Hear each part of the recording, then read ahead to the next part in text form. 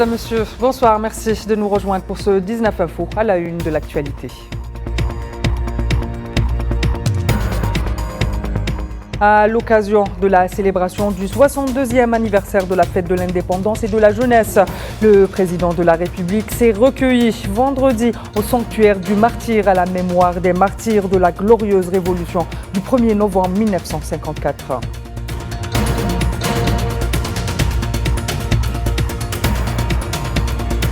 Élection générale au Royaume-Uni, Keir Starmer officiellement nommé Premier ministre par le roi Charles III. On ira à Londres où nous attend notre envoyé spécial.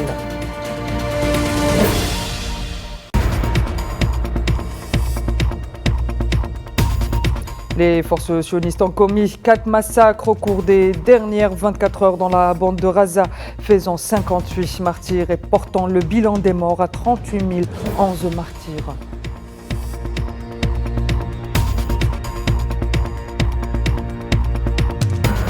Ils sont de retour de l'enfer des prisons sionistes, des témoignages glaçants de détenus palestiniens accusant l'entité sioniste de torture, de maltraitance et d'isolement. Reportage dans cette édition.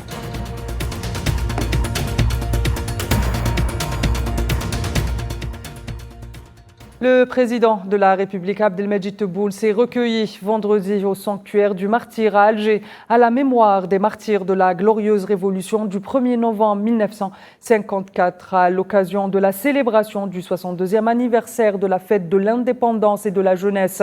Le président de la République a déposé une gerbe de fleurs devant la stèle commémorative et a récité la Fatiha du Saint-Coran à la mémoire des Chouhada de la guerre de libération nationale.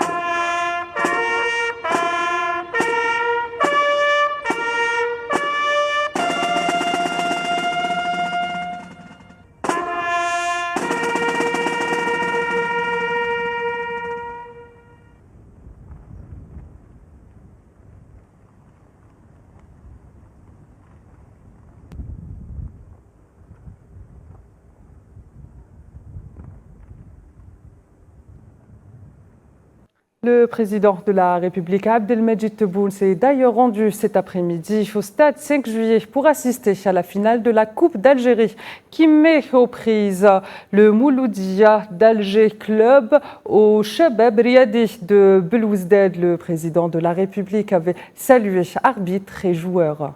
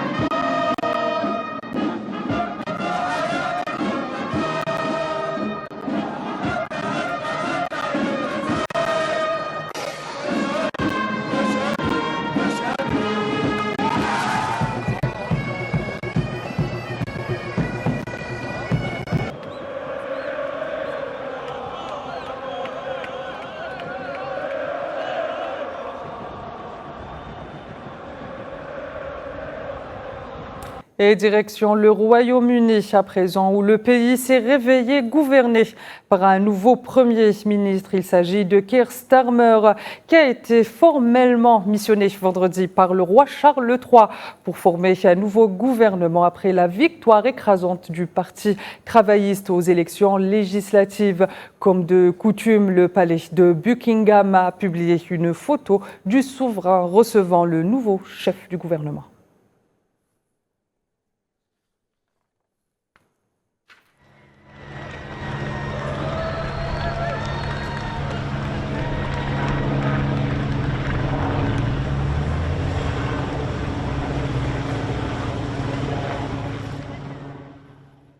Et dans son premier discours à Downing Street, le nouveau Premier ministre britannique Keir Starmer a déclaré que son gouvernement sera au service de tout le pays.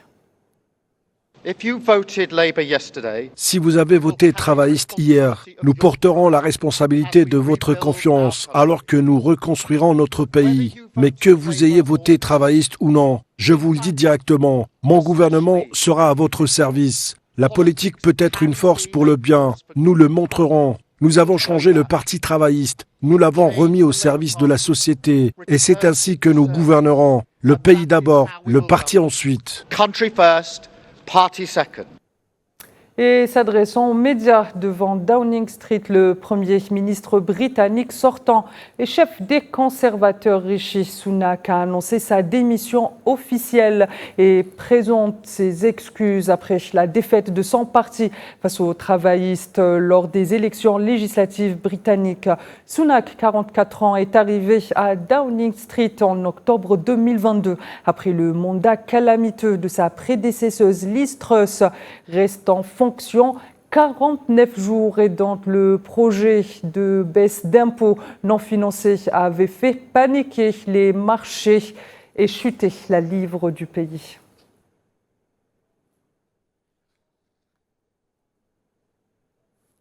Et c'est sans surprise que le Parti des travaillistes a mis fin à 14 ans de domination des conservateurs après les élections générales de jeudi. Le chef de file du Parti travailliste, Keir Starmer, est devenu donc Premier ministre à l'issue de ce vote. Le Labour a décroché 412 sièges, bien au-delà du seuil des 326 pour obtenir la majorité absolue à la Chambre des communes et pouvoir gouverner seul. C'est juste en dessus des scores historiques de Tony Blair en 1997 qui a décroché 418 sièges.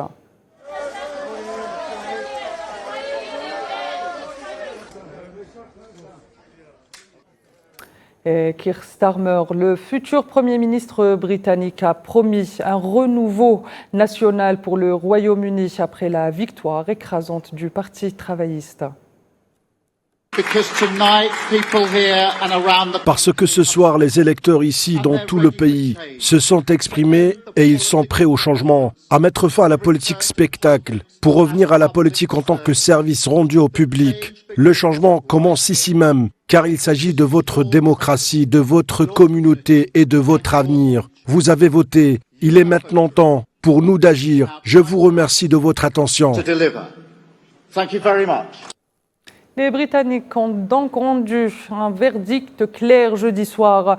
Le Premier ministre sortant, Rishi Sunak, a assumé l'entière responsabilité de cet échec et de la défaite du Parti conservateur. En 20 mois à Downing Street, Rishi Sunak, 5e Premier ministre conservateur depuis 2019, n'est jamais parvenu à redresser la barre dans l'opinion et face à ses militants. Il a reconnu la victoire haut la main, nette et sans trop forcer des travaillistes. Néanmoins, Sunak conservera son siège de député, étant élu dans sa circonscription. The Labour Party has won this general election. Le Parti travailliste a gagné ces élections législatives et j'ai appelé Keir Starmer pour le féliciter de sa victoire. Aujourd'hui, le pouvoir va changer demain de manière pacifique et ordonnée, avec la bonne volonté de toutes les parties. Cela devrait nous donner confiance en la stabilité et l'avenir de notre pays. Le peuple britannique a rendu ce soir un verdict qui donne à réfléchir. Il y a beaucoup à apprendre et j'assume la responsabilité de cette défaite. Je suis désolé pour les nombreux candidats conservateurs qui ont perdu ce soir malgré leurs efforts insoutenables, leurs résultats locaux et leur dévouement à leur communauté. 14 ans après avoir élu un Premier ministre conservateur, de nombreux Britanniques se sont réveillés ce vendredi avec un nouveau gouvernement. Avec cet espoir qui les anime, celui d'un changement et d'un avenir meilleur. Les Britanniques s'impatientent de voir ce qui va se passer ensuite. Les travaillistes sont désormais dans l'obligation de répondre aux attentes et aux aspirations de la population. Imen Merad. Au lendemain de l'annonce de l'historique et écrasante victoire du Parti travailliste sur les conservateurs aux élections législatives, très impatients, les Britanniques fondent beaucoup d'espoir sur leur nouveau Premier ministre Keir Starmer, qui a promis de rebâtir et d'unifier le Royaume-Uni une fois élu. Dès son arrivée à Downing Street ce vendredi, la foule l'applaudit et pousse des acclamations. Nous avons connu une longue période d'illusions, de manque de résultats. J'espère que le Parlement pourra revenir à une bonne gestion du pays. C'est ce dont nous avons besoin. Je pense qu'avec une forte majorité de Keir Starmer, je pense qu'ils ont des politiques sensées. Ils ont de bonnes choses, alors j'espère. Je suis juste un peu inquiet au sujet de l'agenda vert. Personnellement, j'aimerais que nous nous rapprochions à nouveau de l'Europe, mais nous verrons ce qui se passera. C'est la première fois depuis 2010 que le centre-gauche va diriger le pays après 14 ans de gouvernement conservateur et une succession de crises, austérité, Brexit, envolée des prix ou encore le balai des premiers ministres. La victoire du Parti travailliste pourrait redonner un nouveau souffle au Royaume-Uni. C'est du moins le souhait des Anglais. Cette victoire a suscité beaucoup d'interrogations auprès des citoyens britanniques. Je ne pense pas que la politique britannique ait fait le moindre progrès au cours des 10 dernières années environ. Il sera donc intéressant de voir comment les travaillistes s'en sortent. S'ils n'y parviennent pas, je pense que nous assisterons à un nouveau changement de gouvernement lors des prochaines élections. La presse étrangère n'est pas en reste. Laura Calmu nous donne sa lecture sur cette victoire historique du Parti travailliste. Ici, on a pu ressentir que pendant toute la campagne, il y a eu vraiment, on ressentait que les Britanniques avaient un ras-le-bol des conservateurs. Ça fait 14 ans qu'ils étaient au pouvoir, il y a eu des crises, des scandales, le Brexit, un pouvoir d'achat en berne. Donc, il y avait tous ces éléments qui nous disait que le Parti conservateur ne pouvait plus rester au pouvoir. Keir Starmer n'est pas vraiment populaire, il n'a pas une cote de popularité, c'est quelqu'un d'assez austère, quelqu'un d'assez monotone. Tout le monde le dit que pendant ses discours, c'est assez difficile de l'écouter parce que il garde son ton assez boring, on l'appelle Mr. Boring. Et donc, en fait, ce n'est pas tant sa popularité, mais c'était vraiment le changement que les Britanniques voulaient. Et donc, ce changement, ils espèrent qu'il soit incarné par Keir Starmer. Keir Starmer ne jouit pas forcément d'une grande popularité. Il a néanmoins réussi à gagner ses législatives, notamment en cherchant à rétablir les liens tendus entre son parti travailliste et la diaspora indienne. Starmer a identifié l'influence politique croissante de la population d'origine indienne du Royaume-Uni, qui constitue le plus grand groupe d'immigrants du pays. Et direction Londres où se trouve notre envoyé spécial Kherdine Battash. Alors, nouveau Premier ministre, nouveau gouvernement et temps pluvieux à Londres. Bonsoir Kherdine. Bonsoir Tinhinan. Alors, Kherdine, je le disais à l'instant, Premier ministre, nouveau Premier ministre qui sort, qui arrive, nouveau gouvernement. Starmer avait promis d'écraser les conservateurs lors de ce scrutin. Après 14 ans de règne, il a été officiellement reconnu Premier ministre par le roi Charles. Qu'en devient-il maintenant ? Eh bien, Tinhinan, nous arrivons à la dernière étape donc, de ce scrutin, celui qui verra M. Sir Starmer désigner un nouveau gouvernement à la tête de la Grande-Bretagne. Vu le score élevé et les 412 sièges obtenus par les travaillistes au Parlement de Westminster, nous imaginons que le nombre de ministres travaillistes au nouveau gouvernement britannique sera important. Ils auront la lourde tâche justement d'effacer peut-être les derniers couacs des conservateurs à la tête du gouvernement britannique. Je le rappelle, les 3 derniers, 2 d'entre eux ont démissionné. Le 3e a dû convoquer des élections générales anticipées qu'il a perdu lourdement. En guise d'exemple à la justement l'ampleur de cette défaite, l'ancienne première ministre Liz Truss a même perdu son siège au Parlement de Westminster, à la Chambre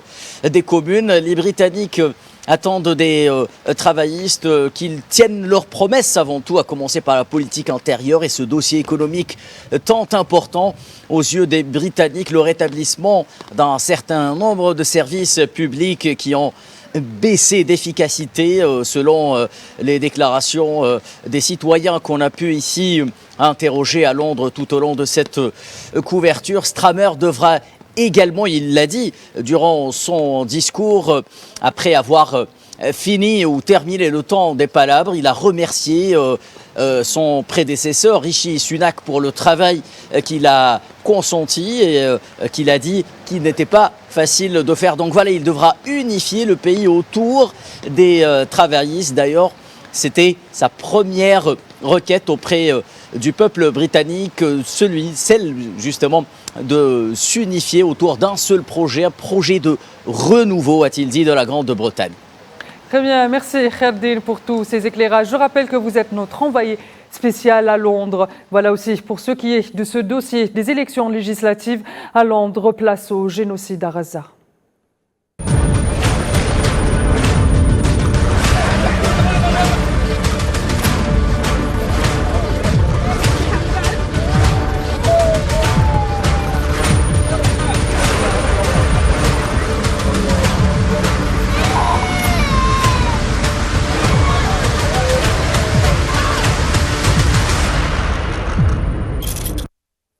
Dans notre dossier palestinien de ce soir, plusieurs civils sont tombés en martyrs et d'autres ont été blessés dans des tirs de missiles et d'artillerie de l'occupant sioniste contre diverses zones de la bande de Gaza, soumise à une agression génocidaire depuis 273 jours.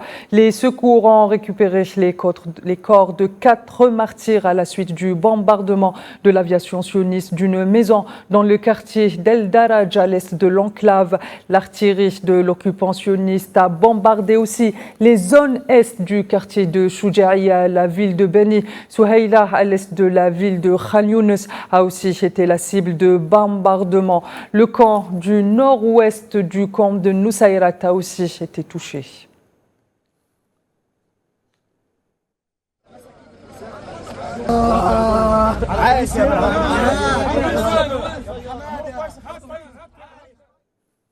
Ambulanciers et secouristes ont également récupéré les corps de 5 martyrs d'une même famille après que l'occupation ait bombardé une maison à Jabalia au nord de l'enclave. Les martyrs et les blessés ont été transférés à l'hôpital Kamel Adwan à Beit Lahia. Le Croissant Rouge palestinien a indiqué que les équipes avaient transporté le corps d'un martyr et 3 blessés lors d'un bombardement par drone d'occupation dans la rue d'El Sika à l'est du camp de Jabalia.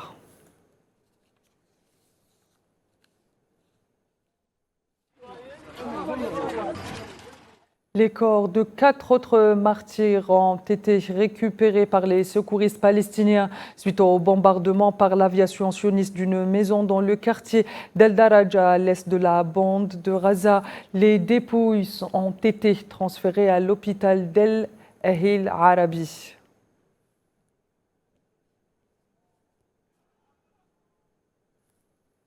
Dans le sud de la bande de Gaza, l'artillerie de l'occupant a bombardé la zone d'Al-Nassar au nord de la ville de Rafah, coïncidant avec une incursion des blindés de l'occupant sioniste dans les zones d'Abu al-Hawa, Abu el-Hussein, ainsi que des périphéries de l'enclave dans la région d'Al-Nasser, tuant un civil palestinien. Des fusées éclairantes ont été tirées sur les zones du sud-est de la ville de Khan Younes.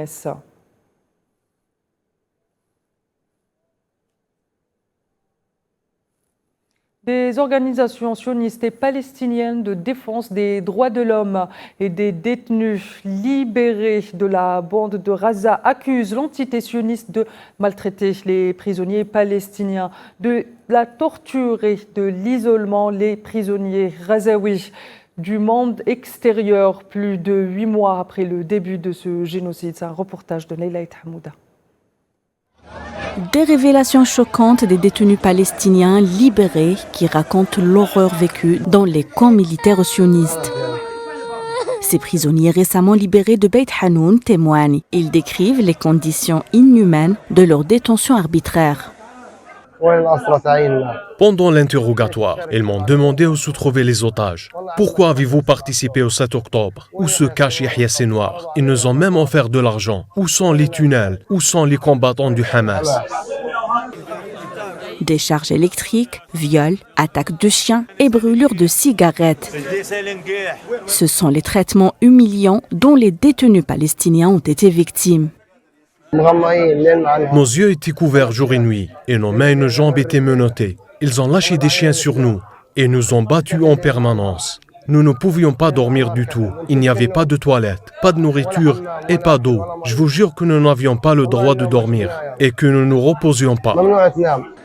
Ces témoignages sur la torture et les abus qu'ils ont subis corroborent avec les allégations similaires formulées par les observateurs des droits de l'homme.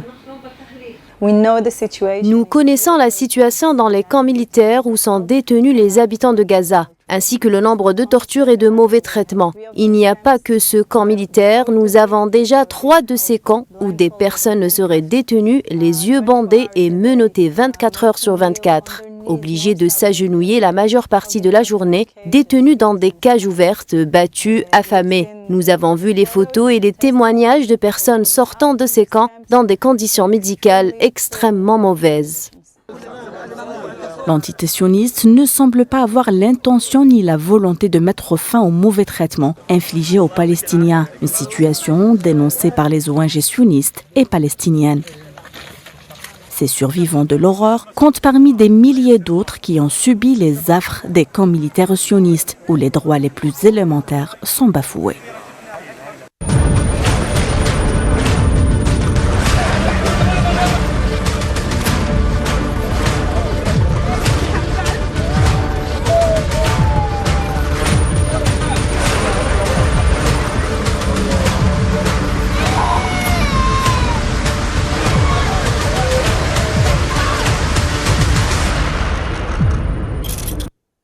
Mesdames, Messieurs, c'est la fin de cette édition. Merci pour votre attention. Excellente suite des programmes sur Al24 News.